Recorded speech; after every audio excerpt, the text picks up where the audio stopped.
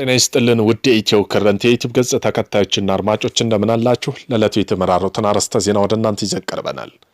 የኤርትራ ማስታወቂያ ሚኒስተር አቶ የማነ ገብረ መስቀል የኢትዮጵያ ብልጽግና ፓርቲ ደጋፊዎች ኤርትራ ከኢጋድ መውጣቷን የመነጠል አጀንዳዋና ለበየነ መንግስት መድረኮች ያላት ጥላቻ ማሳያ ነው በማለት ላይ ይገኛሉ ሲሉ ተችተዋል። በዚህም ጉዳይ የዜና ትንታኔ ያካተናል። በሱዳን ኮርዶፋ ከአርኤስኤፍ የተኩስ ልውውጥ 16 ንጹሃን ተገደሉ። በሱዳን የኮርዶፋ ግዛት የተፈጸመው የመርፍ ጥቃት ቢያንስ 16 ሰዎች መገደላቸው ተሰምቷል። በዚህም ጉዳይ የዜና ትንታኔ ያካተናል። ቆይታችሁ የምትሰሙት ይሆናል። አሜሪካ በየዓመቱ የምታካሄደው የዲቪ ሎተሪ አቆመች። በምን ምክንያት የሚለው የዜና ትንታኔያችን አካተናል። ቆይታችሁ የምትሰሙት ይሆናል። እነዚህን የመሳሰሉ አርዕስተ ዜና ወደ እናንተ ይዘን ቀርበናል። ቤተሰብ ለመሆን ላይክ፣ ሼር፣ ሰብስክራይብ ማድረገውን እንዳይረሱ። ወደ ዕለቱ የዜና ትንታኔያችን ስናልፍ የኤርትራ የማስታወቂያ ሚኒስተር አቶ የማነ ገብረ መስቀል የኢትዮጵያ ብልጽግና ፓርቲ ደጋፊ ኤርትራ ከኢጋድ መውጣቷን የመነጠል አጀንዳዋና ለበየነ መንግስታት መድረኮች ላይ ያለው ጥላቻ ማሳያ ነው በማለት ላይ ይገኛሉ ሲሉ ተቹ። የማነ ሆኖም ኢትዮጵያ ከሶማሌላንድ ጋር የባህር በር የመግባቢያ ስምምነት ስትፈራረምና ከዚያም ኢትዮጵያ ራሷ የምትቆጣጠረው የባህር በር አጀንዳ ስታራምድ ኢጋድ ዝምታ መመረጡ ለኤርትራና ሌሎች ተጎጂ ሀገራት ዕዳ እንደሆነ አድርጎ በማለት ወቅሰዋል። የብልጽግና ፓርቲ ደጋፊዎች በአሁኑ ወቅት በኤርትራ ላይ የማጥላላት ዘመቻ የሚያካሂዱት የፓርቲው የባህር በር አጀንዳ አቅጣጫ በማስቀየር የተጎጂንና ራስን የመከላከል ዘመቻ አድርጎ ለማቅረብ ነው በማለት የማነ አጣጥለዋል። ለዚህ ግብ አንዱ ስልት ኤርትራ እና ኢትዮጵያና የቀጠናው በጭብጨባ አድርጎ ማቅረብ ያሉት የማነ ይህን ተቀባይነት እንዲኖረው ማድረግ ግን እጅግ ይከብዳቸዋል ብለው ነበር። በሱዳን በኮርዶፋ ግዛት በተፈጸመ የመርፍ ጥቃት ቢያንስ 16 ሰዎች መገደላቸው ተሰምቷል። የሀገሪቱ አስከፊ የእርስ በርስ ጦርነት ወደ 3ኛ ዓመት ዘልቆ በመግባቱ የዜጎቹ ሞት እየጨመረ ይገኛል። የፈጣን ድጋፍ ሰጪ ኃይል የሚባለው አርኤስኤፍና አጋሮቹ በሱዳን ህዝቦች ላይ ነጻ አውጪ ንቅናቄ ውስጥ በደቡብ ኮርዶፋ የሚገኘው የዲያሊንግ የመኖሪያ አካባቢ ካለፉት 2 ቀናት ጀምሮ እስከ 40 ድረስ ግጭት ቀጥሏል ሲሉ የሱዳን ዶክተሮችና የኔትወርክ ሕክምና ክትትል ቡድን ዘግቧል።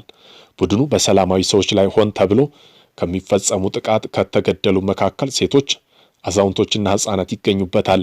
የሱዳን ጦር ከምዕራብ ዳርፉር ክልል ወደ ስትራቴጂካዊ ማዕከላዊ የክፍል የተሸጋገረ ሲሆን በዲያሊግ የተፈጸመው ጥቃት ግን ከታህሳስ መጀመሪያ አንስቶ በኮርዶፋ ዙሪያ ከ100 በላይ ንጹሃን ዜጎች የገደለው ጥቃት አካል ነው። የሱዳን ዶክተሮች ኔትወርክ ዓለም አቀፋዊ ማህበረሰብ የሁሉንም የታጣቂ ኃይሎች በሲቪል አካባቢዎች ላይ የሚደረገውን ጥቃት በአስቸኳይ እንዲያቆሙና በግጭት የተስተጓጎለ ሰብአዊ አገልግሎት እንዲከፈት ግፊት እንዳደርጉ ጠይቋል። ከ50 ሺህ የሚበልጡ ሰዎች በኮርዶፋ ግዛት 3 ግዛቶች ሁከትን ሸሽተው ተሰደዋል። አሜሪካ በየዓመቱ የምታካሄደውን የዲቪ ሎተሪ አቆመች።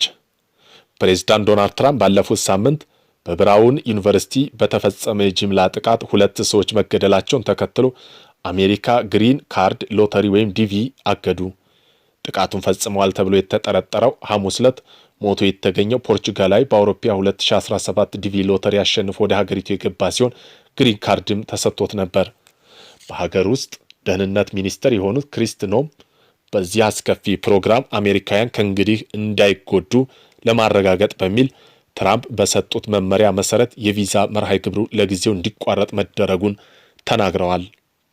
አሜሪካ ባለስልጣናት ተጠርጥረው የ48 ዓመት ክላውዲን ኔቫል ቫላንቲን በዚህ ሳምንት መጀመሪያ ላይ የማሳቹሴትስ የቴክኖሎጂ ተቋም ፕሮፌሰር ኑር ሊዮሬንም ገድለዋል ብለው እንደሚያምኑ ተናግረዋል። የዲቪ ሎተሪ ፕሮግራም ከአሜሪካ በስደተኛት በቂ ድርሻ ላገኙ የሀገሩ ዜጎች በየዓመቱ 50 ሺህ ቪዛ ይሰጣል።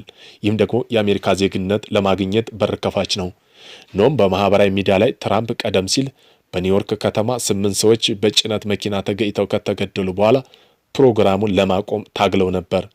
ኖም እንዳሉት የኡዝቤክስታን ተወላጅ የሆነው ሳይፉን ሳፖል የኢስላሚክ ስቴት ደጋፊ ሆነና ለፈጸሙት ጥቃት በርካታ የዕድሜ ልክ እስራት ተፈረደበት ግለሰብ ዲቪ 1 ፕሮግራም መሰረት ነው ወደ አሜሪካ የገቡትም ሲሉ አብራርተዋል። ኃላፊው የፕሮግራም መቋረጡ ይፋ ያደረጉት የብራውን ዩኒቨርሲቲ ጥቃት ፈጻሚ የተባለ ኔቨል ቫላንቲን ባስሌም ኒውስ ሃምፐሬር የሚገኝ መጋዘን ውስጥ ሞቶ ከተገኘ ከጥቂት ሰዓታት በኋላ ነው። ፖሊሱ ግለሰቡ ሕይወት ያለው ራሱ ላይ በመተኮስ ባደረሰው ጉዳት ላይ ሊሆን እንደሚችል አስታውቋል። ፖሊስ ከህዝብ የተላኩ የቪዲዮ ማስረጃና ጥቆማዎች በመጠቀም መርማሪው መርማሪዎቹ ወደ መኪና ማከራያ በላከ በኋላ የተጠረጠረውን ስም ማግኘት መቻሉን ይፋ አድርጓል። 6 ቀን ያህል ግለሰቡ ሲፈለግ የነበረው ፖሊስ በስተመጨረሻ ተፈላጊው ግለሰብ በዚህ ስፍራ እንደሚገኝ ማረጋገጥ ችሏል። አንድ ሻንጣና 2 የጦር መሳሪያ በተጠርጣሪው አስክሬን ጎን ተገኝቷል። በአቅራቢያው ላይ ባለው መኪና ውስጥ የተገኙ ቁሳቁሶች ከብራውን ዩኒቨርሲቲ ከተሰበሰቡ ማስረጃዎች ጋር ተመሳሳይ መሆናቸውን የሮድ አይላንድ ጠቅላላ አቃቢ ሕግ የሆኑት ፒተር ኒውሃንግ ተናግረዋል። የብራውን ዩኒቨርሲቲ ፕሬዝዳንት ክሪስት ፓክስተን እንዳሉት ከሆነ ኔቫል ቫላንቲ ስመ ጥሪ በሆነ ትምህርት ቤት ተመዝግቦ በፊዚክስ የዶክትሬት ዲግሪውን ለማግኘት እየተማረ ነበር ብለዋል። ከብራውን ጋር ምንም አይነት ግንኙነት እንደሌለው ጨምረው ገልጸዋል። ባለስልጣኑ እንዳሉት ኔቫል ቫላንቲን ሰኞ ዕለት የ47 ዓመቱን የማንቸስተር ኢንስቲትዩት ኦፍ ኢስቴት የሚባለውን ፕሮፌሰር ኑር ኤልሳም ጎሚሲን ሎሬን በ80 ኪሎ ሜትር ርቀት ላይ የሚገኘውን ብሩክሊን በሚገኘው ቤታቸው ተኩሶ ገድሏል ብለው ያምናሉ።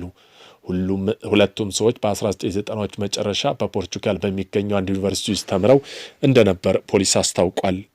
በመሆኑም ባለስልጣን እንዳሉት የተጠርጣሪ ተሽከርካሪ ደህንነት ካሜራ መታየቱንና በብራውን ዩኒቨርሲቲ የሚገኘው አንድ የዓይን ምስክር በሰጡት ቃል በመነሳት ተጠርጣሪው ወንጀሉን መፈጸሙን ማመናቸውን ተናግረዋል። ይኸው መኪናው ፕሮፌሰሩ በጥይት በተገደሉበት ቦታ አቅራቢያ ታይቶ ነበር ተብሏል። ባለስልጣኑ በሁሉም ጥቃቶች ለመፈጸም ምክንያት የሆነው ጉዳይ ይፋ አላደረጉም። በአውሮፓ ታህሳስ 12 2025 አንድ ታጣቂ በብራውን ዩኒቨርሲቲ የምህንድስና ትምህርት ክፍል ህንፃ ውስጥ በመግባት ተኩስ ከፍተው 2 ተማሪዎች ሲሞቱ ሌላ 9 ቆስለው እንደነበር ይታወቃል።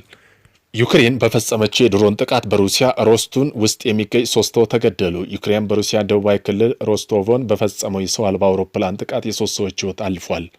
ይህም ጥቃት የተፈጸመው በአውሮፓ ሀገራት ኬቭን ለመርዳት የሩሲያ ንብረቶችን እገዳ በተመለከተና ጦርነት ለማቆም በዩናይትድ ስቴትስ የሚመራው ጥረቶች እየተወያዩ ባሉበት ሲሆን እስካሁን በተጨባጭ ውጤት ላይ መድረስ ግን አልተቻለም። የሮስቶቭ ክልል ተጠባባቂ የክልሉ ገዥ ዩሪን ስሊያሪስ በቴሌግራም ሐሙስ ዕለት እንዳስታወቁት ጥቃቱ በጭነት መርከብ የእሳት ቃጠሎ አስከትሏል። በጥቃቱ 2 መርከበኞች ሲሞቱ ሌላ 3 ሰዎች ተጎድተዋል ብለዋል። ገዢው አክለው እንዳስታወቁት ተጨማሪ ዩክሬን ሰው አልባ አውሮፕላኖች ወደብ መገልገያ አቅራቢያ በምትገኘው ባይታክስን ከተማ አንድ ሲቪል እንደገደለ ገልጸው 2 ቤቶች ሲቃጠሉ በግንባታ ላይ ያለው አንድ አፓርታማ ተጎድቷል ብለዋል። የሩሲያ መከላከያ ሚኒስቴር እንዳስታወቀው ሮብ እኩለ ቀን ጀምሮ እስከ ሐሙስ ማለዳ ድረስ ሰራዊቱ 47 የዩክሬን ሰው አልባ አውሮፕላን ዓላማቸውን እንዲስቱ ማድረጉን በወጣው መግለጫ አስታውቋል።